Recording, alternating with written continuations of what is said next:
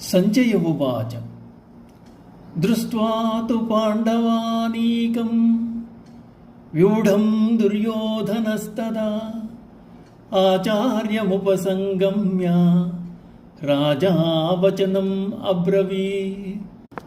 పాండవ సేనాధిపతి అయిన దృష్టద్యుమ్నుడు వ్యూహరచనతో సైన్యమును తీర్చివించిన విధమును చూచి చకితుడైన దుర్యోధనుడు గురువైన ద్రోణాచార్యుని వద్దకేగి పాండవుల వ్యూహరచనను పరీక్షింపమని కోరాడు. ద్రోణాచార్యుడు కౌరవ సేనా నాయకుల్లో ఒకరు, జ్ఞానవృద్ధుడు, పైగా గురుస్థానమును అలంకరించినవాడు. అందుచేత దుర్యోధనుడు రాజైనప్పటికీ విధేయతతో ఆచార్యుని వద్దకే వెళ్ళి పాండవ సైన్యముకు సమాచారాన్ని అందజేశాడు. పశ్యైతాం పాండుపుత్రాణాం ఆచార్యమహతీం చమూం వ్యూఢాం ద్రుపదపుత్రేణ తవ శిష్యేణ ధీమతా.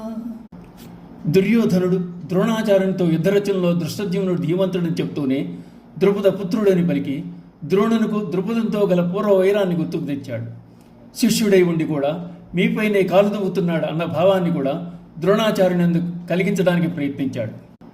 బీద కుటుంబం నుండి వచ్చినవాడు అవడం చేత ద్రోణుడు ఒకసారి చిన్ననాటి స్నేహితుడైన ద్రుపదుని వద్దకు సాయమర్థించడానికి వెళ్ళాడు.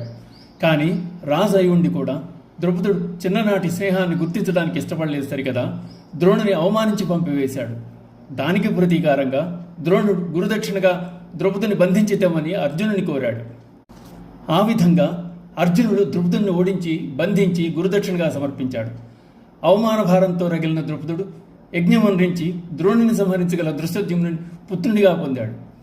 ఇది ద్రోణ ద్రుపదుల మధ్య గల పూర్వవైరం.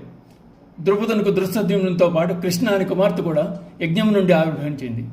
కృష్ణయే ద్రౌపది. ఆమె యాజ్ఞసేని అని కూడా పిలువబడింది. దృష్టద్యుమ్నుడు తనను సంహరించటకే జన్మించిన వాడని తెలిసి కూడా శక్తి సామర్థ్యములు గల దృష్టద్యుమ్నుని ద్రోణుడు శిష్యుడిగా స్వీకరించాడు. అది ఆచార్యుడైన ద్రోణుని గొప్పతనం. ద్రోణాచార్యునితో మిమ్మల్ని వధించుట కొరకే జన్మించిన దృష్టద్యుమ్నునకు పాండవులు సైన్యాధిపత్యం వసకడం ఎంతవరకు సమంజసమో మేరియే యోచింపుడని పలికి దుర్యోధనుడు తన కుటిల రాజనీతిని ప్రదర్శించాడు. ఆ విధంగా ద్రోణుని ప్రేరేపించాడు.